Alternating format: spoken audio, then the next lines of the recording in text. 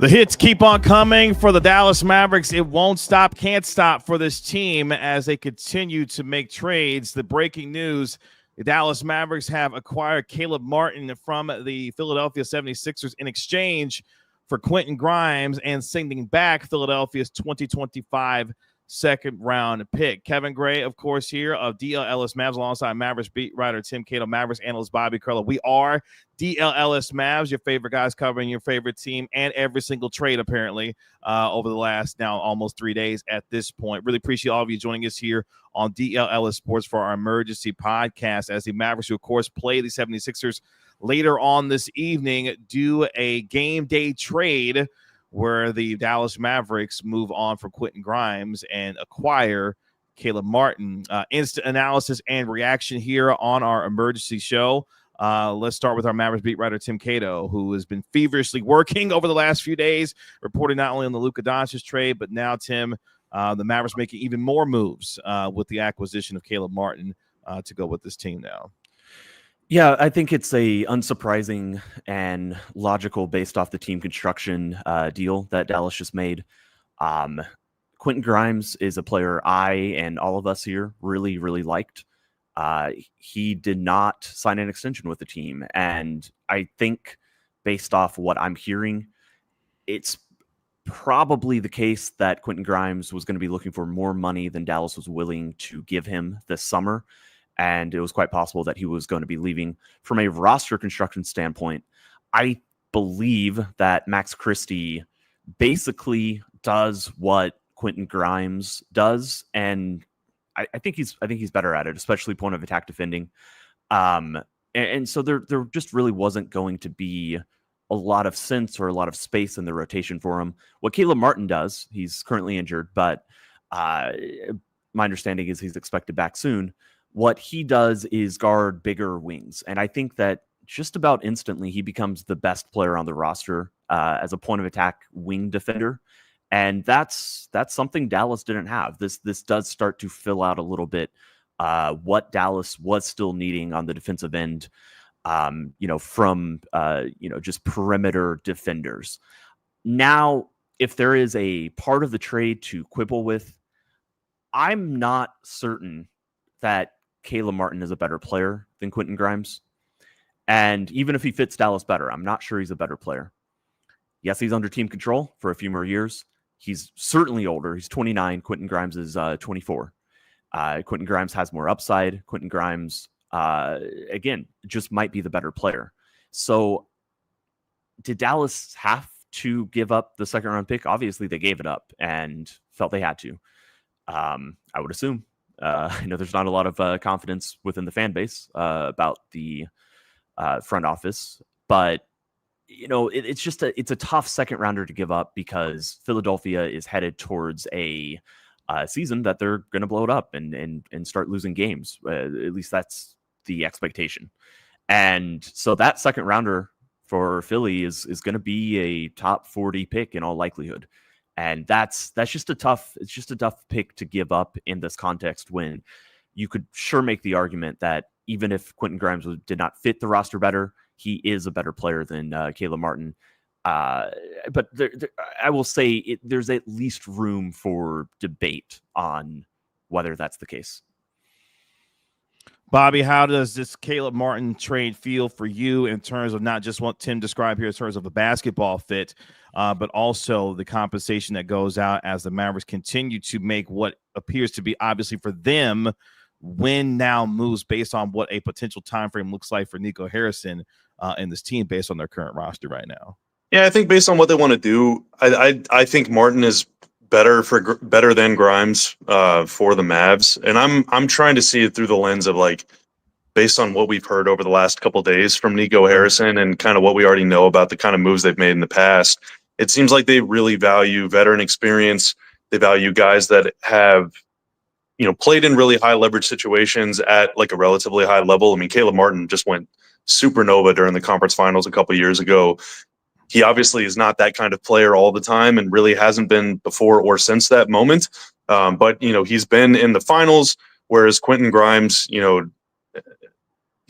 Quentin Grimes is benched, a couple different times and has demonstrated, a fair amount of inconsistency offset by fair amounts of pop. I'm a huge Quentin Grimes fan, and so this is a bit of a bummer, but I understand trading player for player. What I don't understand is, given that they are now assuming the rest of Martin's contract, he's in the first year of a 4-year, $35 million deal, the last of which is a player option that he will, I would imagine, pick up. He'll be 33 during that last year. So why would he turn down $9.5 million? You are assuming a decent amount of long-term money, and you're giving up the younger player in the deal. I don't know. I don't know why you have to give up a pick in that. Like, conventional wisdom would say, if anything, the Mavs should either get a pick or it should just be player for player. I really don't get that part. I think, though, the value of that second round pick, if it was going to be, let's say, like the 35th overall pick or something, I don't think Philly will get much worse than that, to where that pick would get much better, because there's just so many awful teams in their own conference, Probably in their own division. 40th.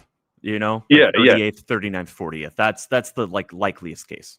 Yeah, no, I don't think you're going to draft some player that can contribute right away in that slot. But what you are going to be able to draft is a player that's going to make like $1 or $2 million, and every penny counts. And I think that's a big reason why they made the Grimes trade when they did. Tim, like I agree, he probably will command more money than that, or at least as much.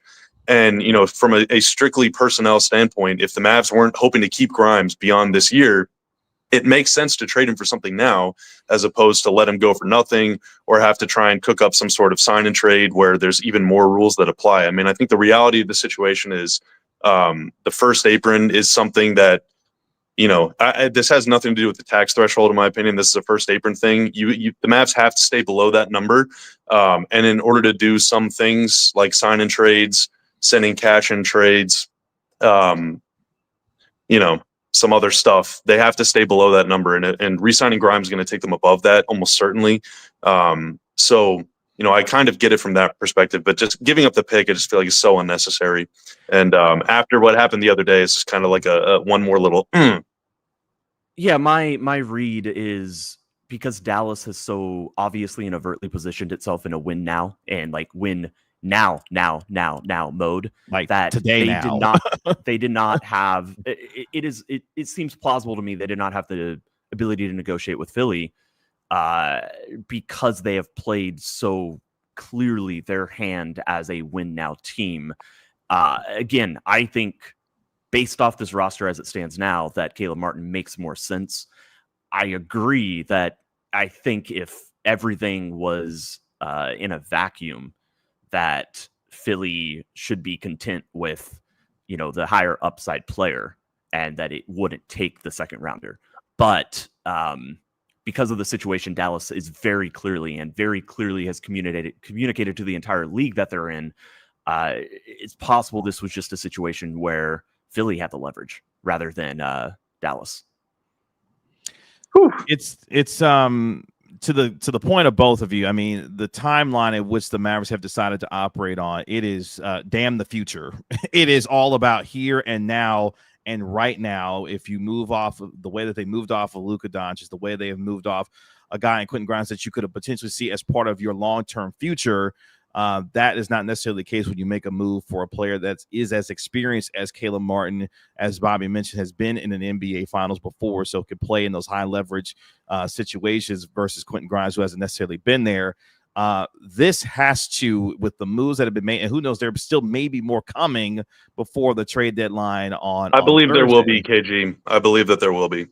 And if that is the case, the point I'm eventually getting to is you have to win this year, next year, and the year after. Like the immediate 2.5 year window that you are now placed yourself in, this has to pay off in deep playoff runs in each of the next 2 years, including this one, in order to make any of this make sense. Because if you don't, all the leverage of the future or the leveraging of your future that you've done here, it'll put this franchise in a very tenuous position for years to come now. Yeah, and I think you're spot on, and that comes from the perspective of Nico Harrison and why he made this deal. If you as a Mavericks fan have a perspective that it doesn't matter, and many Mavericks fans do, that's, again, we've talked a lot about how we understand that, and we feel like that's a perfectly valid perspective to have. But yeah, you saying that, frame it through Nico Harrison's perspective and why he made the move. Yes, this has to work now. And obviously it had to, this deal does not make it have to work now.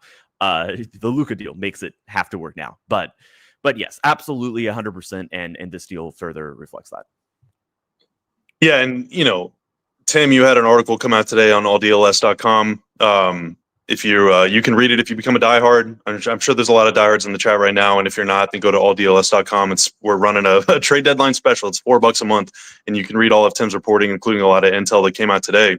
But there is plenty of reason to believe that Nico Harrison is only concerned with the next 3 or 4 years, like he alluded to at the press conference the other day whenever he was talking about the Luka trade. So it makes sense. If you're viewing it through that lens, this trade makes perfect sense. If you're a Mavs fan and feel differently, then obviously it's not going to make any sense. I'm sitting right on the fence. Like, I understand why they did it.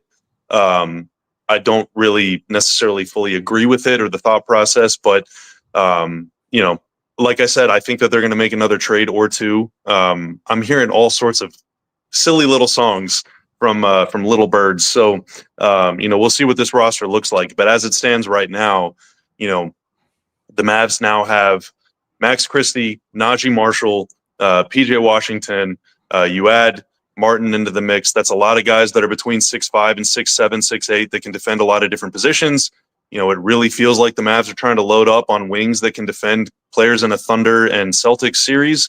The only problem is you have to get there first, in order to defend those guys. And I think that there's plenty of reason for Mavs fans and for us to doubt that the Mavs would advance far enough to play the Thunder or the Celtics right now, because this feels like an incomplete team, which is why they need to make the most of the next day or two.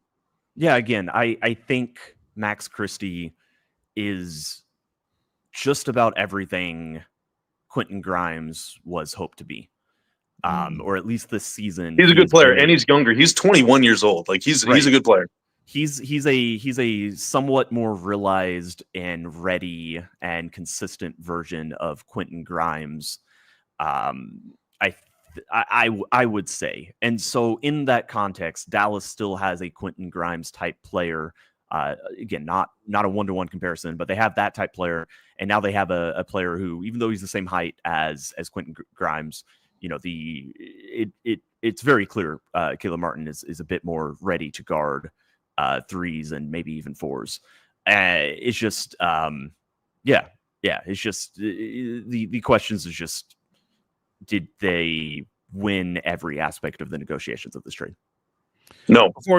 Before we finish up here, let's get to our super chat here on our emergency podcast. Shout out to Vince for the $7.99 super chat. Nico is really zeroing in on that 3 to 4 year window. Caleb's contract is 4 years. There you go. 2030 doesn't matter. It doesn't matter. All that matters is the roaring 20s, baby. Hell, at this point, 2026 might not matter. The way that Nico Harris is going about it. Does today even matter, KG? I mean, clearly, because he's smoking today's game too, as the Mavericks take on the 76ers. That'll do it for us here on the DLLS Mavs Emergency Podcast. We wanted to make sure that we jumped on here, touched on, obviously, this breaking news that the Dallas Mavericks are acquiring Caleb Martin in exchange for Quentin Grimes and Philadelphia second-round picks, which are sending back to them. We will have our pregame show beginning at 5:30 p.m. this evening on DLLS. A whole lot more coming up on that. A whole lot more coming up on that. Yes, pretty that and much more, especially with Luka Doncic and his introductory press conference today with the Lakers. So we'll be back for our pregame show at 5:30 p.m. Bobby Carella, our Mavericks analyst, our Mavericks beat writer Tim Cato as well, and I'm your host Kevin Gray. We appreciate you joining us here on the DLLS Mavs Emergency Podcast. We'll talk to you later on this afternoon at 5:30 p.m. right here on DLLS Sports. Y'all be good. Peace. city like the mayor.